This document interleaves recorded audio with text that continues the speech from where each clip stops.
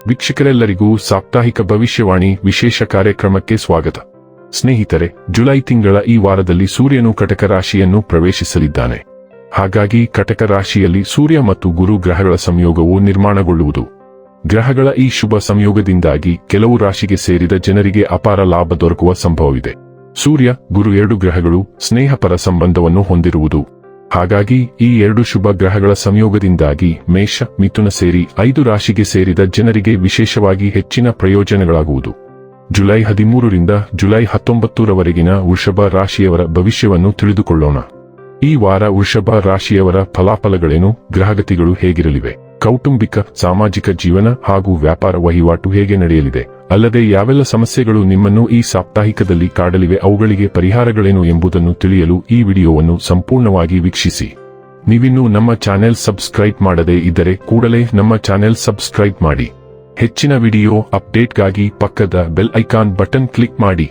ಸ್ನೇಹಿತರೆ, ಕೇತು ದೇವನು ನಿಮ್ಮ ಚಂದ್ರ ರಾಶಿಯ 4ನೇ ಮನೆಯಲ್ಲಿ ಇರಲಿದ್ದಾನೆ. ಹೀಗಿರುವಾಗ ಆರೋಗ್ಯದ ದೃಷ್ಟಿಯಿಂದ ಈ ಸಮಯವು ನಿಮಗೆ ಅತ್ಯಂತ ಪ್ರಮುಖವಾಗಿದೆ. ಏಕೆಂದರೆ ಈ ಅವಧಿಯಲ್ಲಿ ನೀವು ಯಾವುದೇ ದೊಡ್ಡ ಆರೋಗ್ಯ ಸಮಸ್ಯೆಗಳನ್ನು ಎದುರಿಸಬೇಕಾಗಿ ಬರುವುದಿಲ್ಲ. ಆದಾಗ್ಯೂ ನಿಮ್ಮನ್ನು ನೀವು ಆರೋಗ್ಯವಾಗಿಟ್ಟುಕೊಳ್ಳಲು ಯೋಗ ಮತ್ತು ವ್ಯಾಯಾಮವನ್ನು ನಿಮ್ಮ ದಿನಚರಿಯಲ್ಲಿ ಸೇರಿಸಿಕೊಳ್ಳುವುದನ್ನು ಕಾಣಬಹುದು.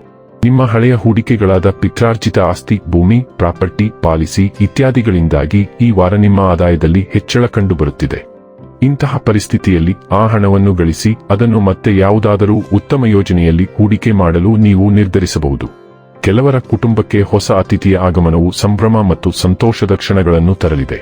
ಇದರಿಂದ ಮನೆಯಲ್ಲಿ ಹೊಸ ಖಾದ್ಯಗಳನ್ನು ತಯಾರಿಸಲಾಗುತ್ತದೆ ಮತ್ತು ದೀರ್ಘಕಾಲದ ನಂತರ ಇಡೀ ಕುಟುಂಬದೊಂದಿಗೆ ಕುಳಿತು ಸಮಯ ಕಳೆಯುವ ಅವಕಾಶವೂ ನಿಮಗೆ ಸಿಗುತ್ತದೆ. ಗುರು ಗ್ರಹವು ನಿಮ್ಮ ಚಂದ್ರ ರಾಶಿಯ 3ನೇ ಮನೆಯಲ್ಲಿ ಇರಲಿದ್ದಾನೆ ಮತ್ತು ಇದರ ಪರಿಣಾಮವಾಗಿ ಈ ವಾರ ನಿಮ್ಮ ಪಾಲುದಾರರೊಂದಿಗೆ ಸಂವಹನ ನಡೆಸುವುದು ನಿಮಗೆ ತುಂಬಾ ಕಷ್ಟಕರವಾಗಬಹುದು. ಇಂತಹ ಪರಿಸ್ಥಿತಿಯಲ್ಲಿ ನೀವು ವ್ಯಾಪಾರವನ್ನು ವಿಸ್ತರಿಸಲು ಬಯಸಿದರೆ ನಿಮ್ಮ ಅಹಂಕಾರವನ್ನು ಬದಿಗಿಟ್ಟು ನಿಮ್ಮ ಪಾಲುದಾರರೊಂದಿಗಿನ ಪ್ರತಿಯೊಂದು ಭಿನ್ನಾಭಿಪ್ರಾಯವನ್ನು ದೂರ ಮಾಡಿಕೊಳ್ಳಬೇಕಾಗುತ್ತದೆ. ಯಾವುದೇ ಪಾಠದ ಅಭ್ಯಾಸವನ್ನು ನಾಳೆಗೆ ಮುಂದೂಡುವುದರಿಂದ ಯಾರಿಗೂ ಒಳ್ಳೆಯದಾಗುವುದಿಲ್ಲ ಎಂಬುದನ್ನು ಈ ವಾರ ವಿದ್ಯಾರ್ಥಿಗಳು ಚೆನ್ನಾಗಿ ಅರ್ಥಮಾಡಿಕೊಳ್ಳಬೇಕಾಗಿದೆ. ಏಕೆಂದರೆ ಹೀಗೆ ಮಾಡುತ್ತಾ ಹೋದರೆ ವಾರದ ಕೊನೆಯಲ್ಲಿ ಹಲವು ಪಾಠಗಳು ಬಾಕಿ ಉಳಿಯಬಹುದು. ಆದ್ದರಿಂದ ನೀವು ಸಹ ತಡ ಮಾಡದೆ ನಿಮ್ಮ ಶಿಕ್ಷಕರ ಸಹಾಯದಿಂದ ಅವುಗಳನ್ನು ಓದಲು ಪ್ರಾರಂಭಿಸಬೇಕು. ಮಂಗಳ ಗ್ರಹವು ಮಿಥುನ ರಾಶಿಯಲ್ಲಿ ಚಲಿಸುತ್ತಿರುವುದರಿಂದ ಹಣ, ಕುಟುಂಬದ ಜವಾಬ್ದಾರಿಗಳು ಮತ್ತು ವೈಯಕ್ತಿಕ ಹಣಕಾಸಿನ ಸುತ್ತ ಹೆಚ್ಚಿನ ಚಟುವಟಿಕೆಗಳು ನಡೆಯಲಿವೆ. ಸ್ವಲ್ಪ ಸಮಯದಿಂದ ಬಾಕಿ ಉಳಿದಿರುವ ಒಂದು ಪ್ರಮುಖ ಪಾವತಿಯನ್ನು ನೀವು ಮಾಡುತ್ತೀರಿ. ಕುಟುಂಬ ವೆಚ್ಚಗಳ ಹಂಚಿಕೆಯ ಬಗ್ಗೆ ಚರ್ಚೆ ಅನಿವಾರ್ಯವಾಗುತ್ತದೆ. ಈ ವಾರ ಅನಿರೀಕ್ಷಿತ ವೆಚ್ಚಗಳು ಬರಲಿವೆ, ಏಕೆಂದರೆ ಮಂಗಳವು ಹಣಕಾಸಿನ ಹೊಣೆಗಾರಿಕೆಗಳಿಗೆ ಗ್ರಹವಾಗಿದೆ.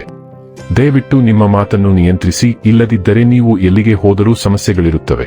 ನಿಯಮಗಳು ಮತ್ತು ಷರತ್ತುಗಳಿಂದ ನೀವು ಮೋಸ ಹೋಗುವುದರಿಂದ ಹೊಸ ಹೂಡಿಕೆ ಯೋಜನೆಯನ್ನು ಪ್ರಾರಂಭಿಸಲು ಇದು ಸಮಯವಲ್ಲ. ಬುಧವು ಹಿಮ್ಮೆಟ್ಟುವಿಕೆಯಾಗಿದೆ, ಆದ್ದರಿಂದ ತಾಂತ್ರಿಕ ದೋಷಗಳು, ಸಂವಹನ ಸಮಸ್ಯೆಗಳು ಮತ್ತು ಪ್ರಯಾಣ ನಿರ್ಬಂಧಗಳಿಗೆ ಅವಕಾಶಗಳಿವೆ. ಕರ್ಕಾಟಕ ರಾಶಿಯಲ್ಲಿ ಅಮಾವಾಸ್ಯೆ ಉದಯಿಸುವುದರಿಂದ 3ನೇ ಮನೆಯು ಇದರ ಪ್ರಭಾವಕ್ಕೆ ಒಳಗಾಗುತ್ತದೆ. ನೀವು ಒಡಹುಟ್ಟಿದವರು, ಸ್ನೇಹಿತರು ಅಥವಾ ನೆಟ್ವರ್ಕ್ ವಲಯಗಳನ್ನು ಭೇಟಿಯಾಗುತ್ತೀರಿ, ಏಕೆಂದರೆ ಅವರು ಹೊಸ ಯೋಜನೆಯನ್ನು ಪ್ರಾರಂಭಿಸುತ್ತಾರೆ. ಕೆಲಸ, ದಾಖಲೆಗಳು ಅಥವಾ ಕುಟುಂಬದ ಜವಾಬ್ದಾರಿಗಳಿಗೆ ಸಂಬಂಧಿಸಿದ ಪ್ರಯಾಣ ಹೆಚ್ಚಾಗುತ್ತದೆ. ವಾರಗಳಿಂದ ಅಪೂರ್ಣವಾಗಿ ಉಳಿದಿರುವ ಕಾಗದ ಪತ್ರಗಳನ್ನು ನೀವು ಪೂರ್ಣಗೊಳಿಸುತ್ತೀರಿ. ಹಲವಾರು ಫೋನ್ ಕರೆಗಳು ಮತ್ತು ಸಂದೇಶಗಳಿಗೆ ತ್ವರಿತ ಪ್ರತಿಕ್ರಿಯೆಗಳು ಬೇಕಾಗುತ್ತವೆ. ಅರ್ಜಿ, ವಿನಂತಿ ಅಥವಾ ಒಪ್ಪಂದವು ಯಶಸ್ವಿಯಾಗಿ ಮುಂದುವರಿಯುತ್ತದೆ. ವಾರಾಂತ್ಯದ ವೇಳೆಗೆ ಪದೇ ಅನುಸರಿಸಬೇಕಾದ ವಿಷಯದ ಕುರಿತು ನೀವು ದೃಢೀಕರಣವನ್ನು ಸ್ವೀಕರಿಸುತ್ತೀರಿ. ವಿಳಂಬವಾದ ಉತ್ತರವು ಅಂತಿಮವಾಗಿ ಬಂದು ನಡೆಯುತ್ತಿರುವ ಕಾಳಜಿಯನ್ನು ಪರಿಹರಿಸುತ್ತದೆ. ಶುಕ್ರನ ಸಂಚಾರವು 5ನೇ ಮನೆಯ ಮೂಲಕ ಚಲಿಸುತ್ತಿದೆ ಮತ್ತು ಇದು ತುಂಬಾ ಒಳ್ಳೆಯ ಸಂಚಾರ. ನೀವು ನಿಮ್ಮ ಸೃಜನಶೀಲ ಪ್ರಯತ್ನ ಅಥವಾ ವೈಯಕ್ತಿಕ ಯೋಜನೆಗೆ ಮೆಚ್ಚುಗೆಯನ್ನು ಪಡೆಯುತ್ತೀರಿ. ಪೋಷಕರು ಮಗುವಿನ ಚಟುವಟಿಕೆ, ಕಾರ್ಯಕ್ಷಮತೆ ಅಥವಾ ಸಾಧನೆಯನ್ನು ನಿರ್ವಹಿಸಲು ಹೆಚ್ಚುವರಿ ಸಮಯವನ್ನು ಕಳೆಯುತ್ತಾರೆ. ಸಾಮಾಜಿಕ ಆಹ್ವಾನವು ಆನಂದದಾಯಕ ಅನುಭವ ಮತ್ತು ಪ್ರಮುಖ ಸಂಪರ್ಕಕ್ಕೆ ಕಾರಣವಾಗುತ್ತದೆ.